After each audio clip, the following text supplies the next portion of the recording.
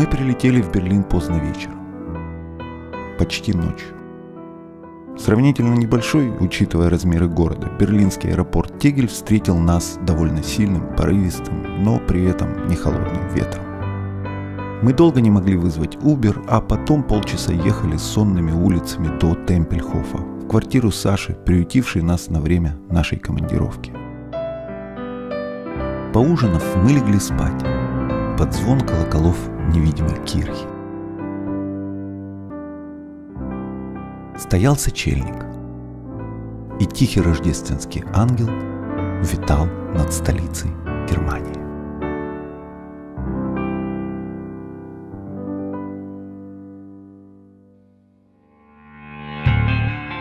Наше путешествие в Берлин ставило перед нами сразу несколько задач. Мы, как всегда, хотели объять необъятное. Нам нужно было снять цикл передач журналистам и литераторам Александром Дельфиновым, запечатлеть историю Ларисы Соловьевой, которая, как и тысячи других неизвестных нам граждан России, была вынуждена покинуть свою страну, записать интервью с Мишей Хором, активистом из Беларуси, едва не погибшим от отсутствия адекватной медицинской помощи у себя на родине. Ну и, конечно же, сделать фильм об организации русскоязычных наркопотребителей Берлина «Берлун». Времени у нас было в обрез, да и обстоятельства диктовали нам свои жесткие условия.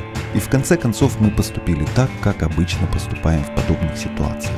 Доверились провидению. Наша логика была проста. Глупо снимать по сценарию историю о том, как судьба, собрав людей из разных стран в одном месте и одно время, сделала все для того, чтобы они создали организацию, имея по большому счету одну лишь веру в идеалы гуманизма, уважения и принятия. Слишком сложно? Ну, тогда обо всем по порядку.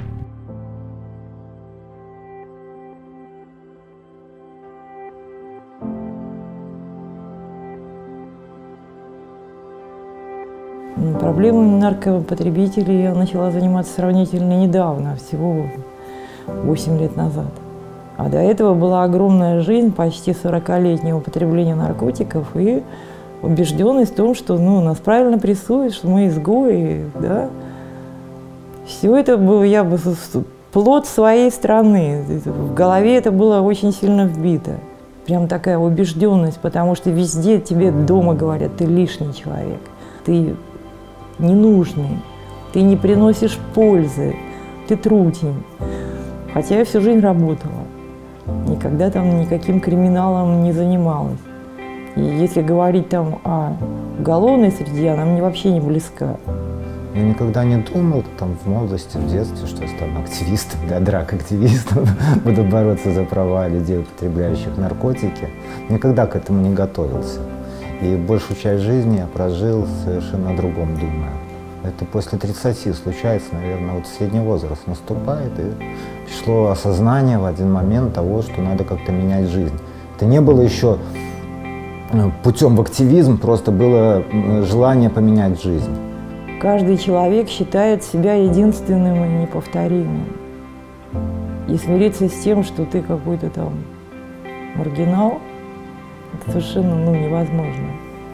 И человек всегда и везде пытается доказать, пытается это преодолеть. Мне захотелось поменять, вырваться из этого круга. То есть сначала у меня было понимание того, что если этот круг не воспринимает общество, да, то надо из него вырваться как-то. Вот, и стать, то есть соответствовать тем стандартам, которые общество задает, чтобы в него влиться, да, и жить в нем достаточно комфортно. Я поехал в центр выздоравливать, реабилитационный. Я никогда не выезжал далеко из Беларуси, буквально там мог на неделю куда-то съездить с женой, отдохнуть, или там в детстве с родителями. Да? А тут я собрал сумку, поехал возле Армавира, есть небольшой городок Новокубанск. Вот. И следующий этап был, я попал в позитивное движение, в организацию.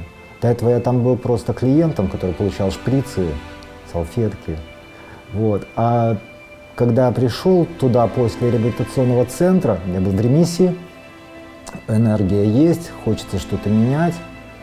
Именно так, чтобы с какого-то момента, нет, это было всегда. Но оно проявлялось, может быть, в отрицании там каких-то вещей. То есть я не шла никогда в наркологию, потому что не верила. изначально не проверяя. То есть мой опыт подсказывал мне, что в этом есть большая доля злоупотребления, насилия. В той же колонии, где мне достаточно, в принципе, неплохо жилось как художнику, постоянно находилось что-то, что необходимо было доказать и изменить. То есть, значит, натура какая-то такая, которая все равно не успокаивается. И, наверное, эта общественная деятельность, это органичная, это просто реализовалась возможность что-то менять. И большим потрясением для меня было узнать, что сообщество есть, оно существует, когда я увидела людей, с которыми я могу быть собой, и не нужно одевать социальные там никакие роли исполнять, а просто быть собой. Это, конечно, очень вдохновляет. Ну, потом удалось создать в Калининграде инициативную группу, которая сейчас растет, работает здорово. Живя в своих странах, наши герои боролись за то, чтобы их клиенты, такие же люди, как и они сами, имели возможность жить свободно и счастливо. Они хотели создать вокруг себя такую страну, в которой достоинство человека стоит на первом месте, а его потребности уважаются. В итоге так и получилось, и они оказались именно в такой стране. Правда, не без посторонней помощи. И помогли им в этом, как ни странно, и друзья, и недруги. В какой-то момент я находилась дома, просто приехали люди и начали ломиться в двери. Потом раздался звонок, и голос такой сказал: «Лариса, ну мы же знаем, что ты дома, у тебя 4 окна, ты же не хочешь, чтобы мы их выбили? У нас ордер». Я открыла двери, зашли люди, это был госнаркоконтроль. Они сказали, ты вчера употребляла наркотики. Я говорю, а, собственно, какое вам до этого дело? Я употребляла наркотики вчера дома, одна. Это моя личная жизнь. Нет, мы поедем на тестирование. Я говорю, а, собственно, что вы хотите найти в моей крови почти через сутки? Когда я зашла в госнаркоконтроль, все сотрудники вышли из кабинетов. С кем-то я сталкивалась в судах, кто-то был даже моим оппонентом в этих судебных заседаниях. Кого-то я знаю с детства, они стали начальниками большими. А потом состоялся разговор с начальником, который сказал мне, ты сбытчица, мы тебя посадим на пожизненное. Ты можешь сейчас сама сознаться.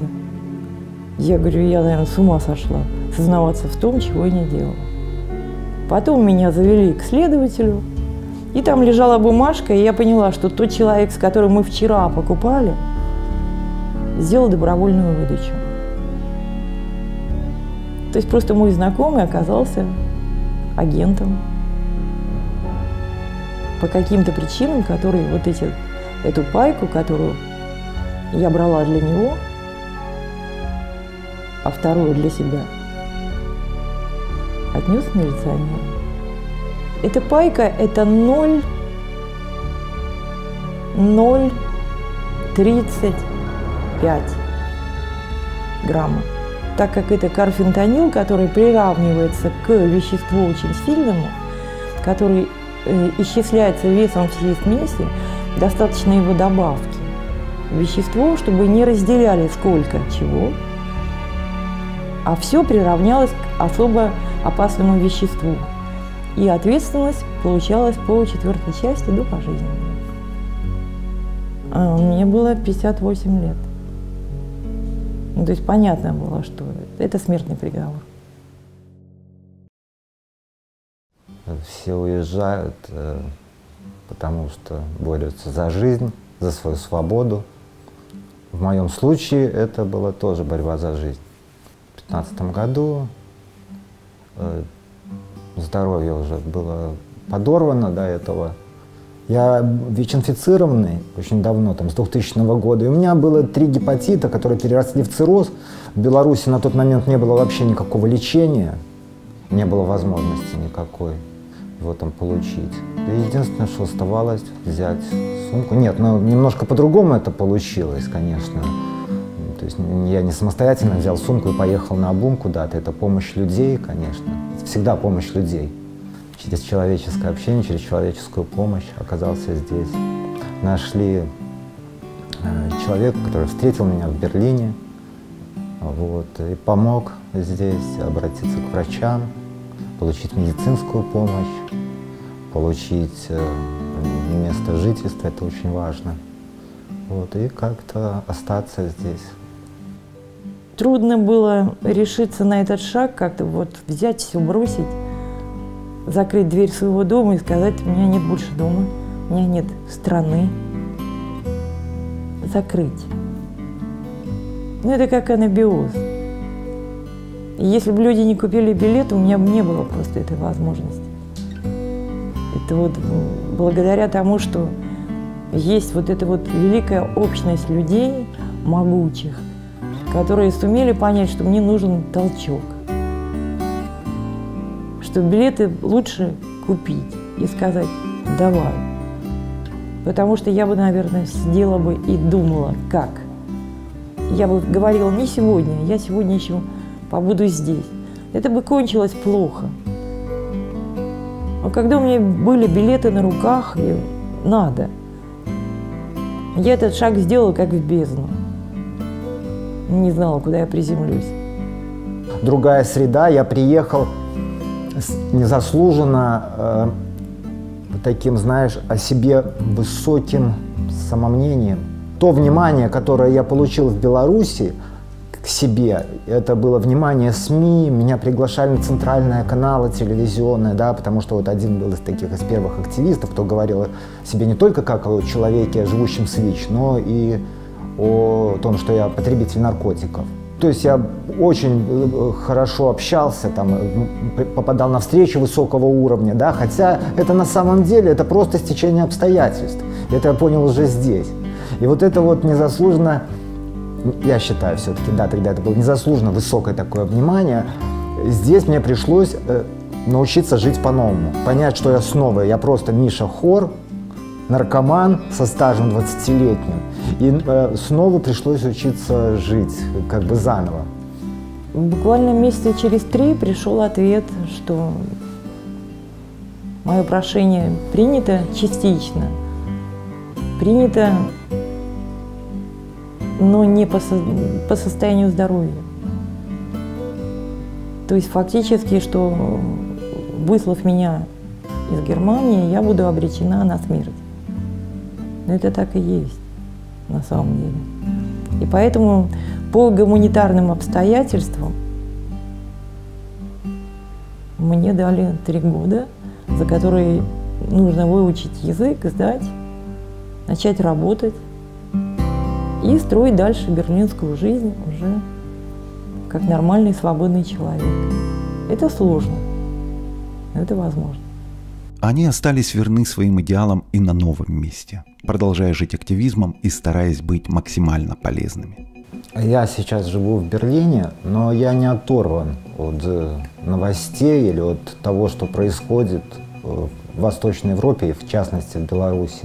Я внимательно слежу за новостями, мне это интересно. У меня ограничены возможности тоже, я, то есть, говорю лично о себе, да.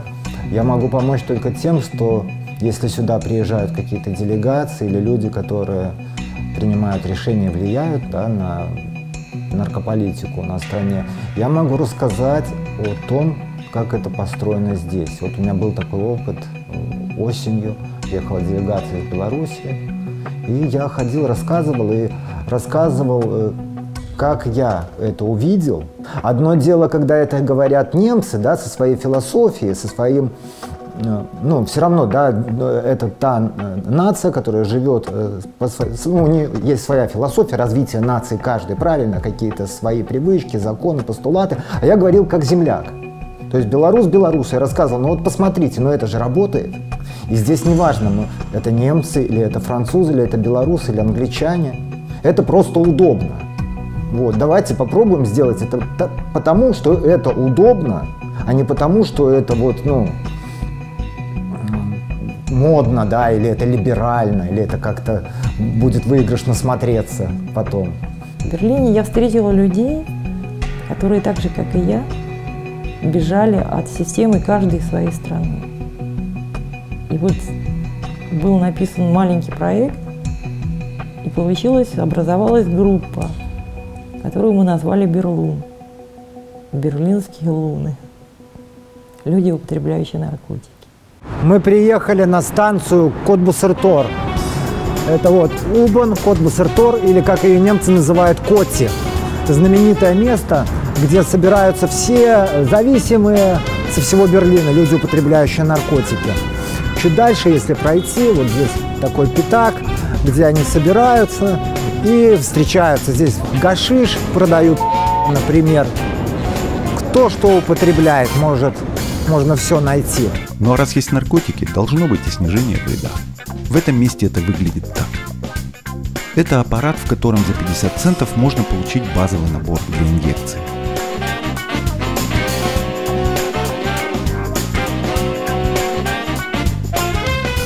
Прямо как советская газировка по 3 копейки.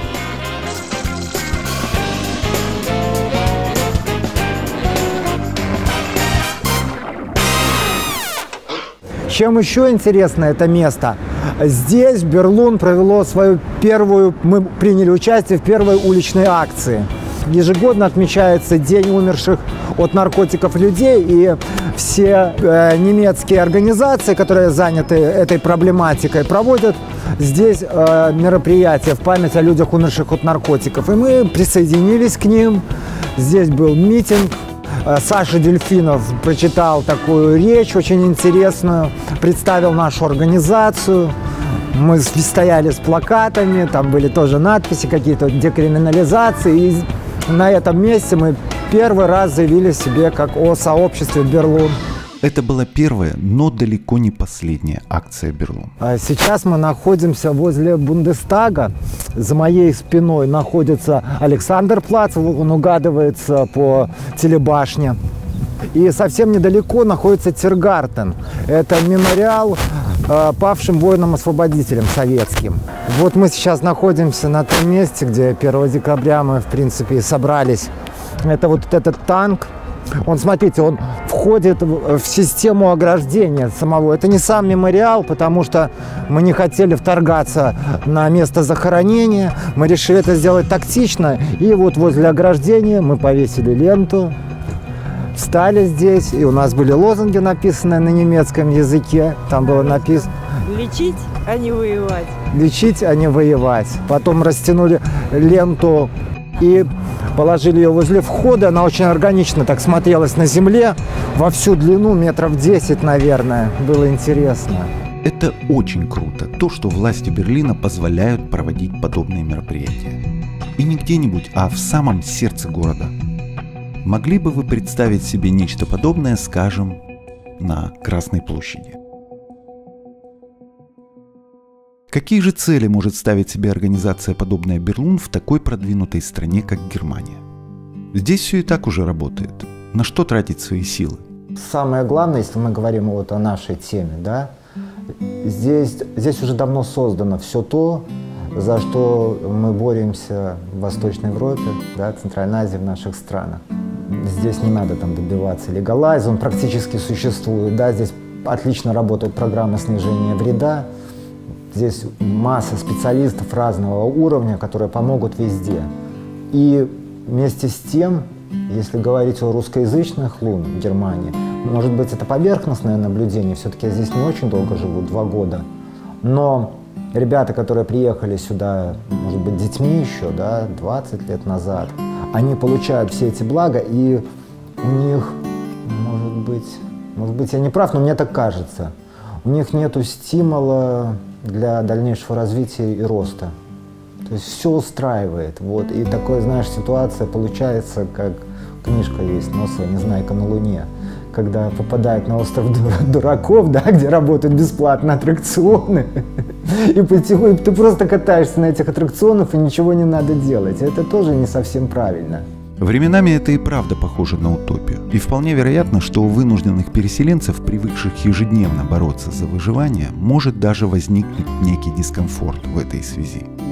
Я бы не сказал, что здесь не за что бороться, потому что есть действительно замечательные совершенно немецкие институции, которые помогают наркопотребителям, есть замечательные немецкие институции, которые помогают мигрантам, но общее, так сказать, пересечение этих множеств, оно не покрыто. Здесь нужны организации низкопороговые, то есть это люди, которые сами принадлежат к той же культуре, которые говорят на равных, которым эти люди могут доверять. И тогда эта группа может предоставлять необходимую информацию, которую мы уже потихоньку накапливаем. Да? То есть мы знаем, какие есть медицинские услуги, какие есть социальные службы, какие есть юристы, которые в том или ином случае по миграционному праву, по уголовному праву, там, семейному и так далее, которые могут заняться этими делами. В этом очень важно, это одно из направлений нашей группы. Опыт накапливается одновременно с адаптацией к новой среде. Иммигрантам нужно время, чтобы привыкнуть к новым условиям жизни и, как ни странно, к системе, которая работает нормально. Ведь после стольких лет пребывания в постоянном напряжении, в состоянии ежедневной боевой готовности и правда непривычно оказаться в безопасности. Я думаю, что основное отличие между Германией и странами Союза, региона Веция, в том, что здесь есть четкие законы, очень четко все регламентировано. Они продуманы, они научно обоснованы и направлены на то, чтобы жизнь каждого человека, который попадает под действие этих законов или рекомендаций, становилась лучше и комфортнее. А в наших странах все-таки больше играет роль не закон, либо инструкция, а личность чиновника, его взгляд на мир. Приведу классный пример. Слушай, вот, все, классный пример. Мы здесь с женой пришли в одну контору. Наташу должны были отправить домой, то есть мы просрочили какой-то прием, но мы семья. И в Конституции записано, что семью не могут разлучать. Да? И в этом офисе сидит девочка лет 25. И вот что она делает, да? Мы ей приносим документы, что мы семья, да, мы понимаем, что мы просрочили, но все-таки, может быть, что-то можно сделать. Она не пошла советоваться с начальником, она не начала звонить в МВД и узнавать, что нам делать с этим беженцем. Открыла вот тоненькая книжка «Конституция», 6-й параграф. Семья имеет право, и она, основываясь на 6-м пункте Конституции, приняла решение оставить Наташу. Все. Вот это для меня было удивление. Конституция. Мы уверены, что подобных сюрпризов будет много. И, к сожалению, не всегда приятных. Ведь впереди у ребят долгий путь. Нужно выучить язык, найти работу, получить гражданство. И очень важно, чтобы в такие моменты рядом были люди, готовые прийти на помощь. Больше всего своей судьбе, своей жизни я благодарна тому, что я встретила людей, от которых получаешь ту магическую жизненную силу, как подпитываешь. Какие-то такие есть люди, которые дают стимул идти дальше, двигаться. Они есть. И они оказались моими друзьями, волею судьбы. Это имеет огромное значение. В Берлине ребята устроились как могли. Кто-то на съемной квартире, кто-то в социальном общежитии. Именно туда мы сейчас с вами и направимся. Это немецкое общежитие, или, как говорят здесь, хайм. Здесь живут беженцы. По двое в комнате, по 4 человека в блоке. В блоке есть все бытовые условия. Кухня, ванная, туалет. Есть и Wi-Fi. По идее, эти общежития предусмотрены на период до вынесения решения по статусу, как и выплаты пособия, размер которого для одинокого человека составляет 409 евро в месяц. Однако из хайма вас никто не выгонит и после подтверждения вашего статуса. Интересно, а что же Германия ждет взамен? После того, как мне дали здесь разрешение на жительство и запрет на мою депортацию по состоянию здоровья, у меня есть 3 года с этого момента, за которые я должна выучить язык, сдать экзамен. И в Германии, чтобы остаться, нужно работать и платить налоги. То есть это те причины, которые помогут остаться. А потом мы пили чай, ели вкусный холодец. А Лариса пыталась найти ответ на вопрос, что же не так с ее страной. Государство не может не понимать их, что людей ввергает просто в бездну. Государство не может не отдавать себе отчет, что есть программы, которые спасают жизни. Отрицая все эти подходы к лечению, к профилактике и утверждая, что у нас свой путь, это получается это искоренение собственной молодежи и большой части людей. К сожалению, в мире довольно много стран, уровень равнодушия и беззакония в которых просто зашкаливает. И большая часть нашего региона именно такие страны. Тюрьма вместо лечения, порицание вместо поддержки, ни слова о правах, ни полслова о человеческом достоинстве, косые взгляды, многолетние тюремные сроки за то, за что в нормальных странах и штрафа не положено. За косяк травы, например. Или же просто фактически запрет на деятельность тех организаций, которые все еще пытаются изменить эту бесчеловечную систему. Но несмотря на все это безумие, и в наших странах все еще есть люди, которые не могут себе позволить оставаться в стороне. Вопреки общественному мнению, они идут к своим целям, борясь за свои идеалы. Так было, когда наши герои жили в своих странах, так происходит сейчас, здесь, в Германии, в Берлине. Лариса и Михаил, их единомышленники, объединились, чтобы создать свою организацию неравнодушных – Берлун, берлинцы, употребляющие наркотики. Они продолжают жить, работать и с детской наивностью верить во все доброе и светлое. Благо Германия – отличный пример того, как расцветает общество, в котором есть место уважению и гуманизму.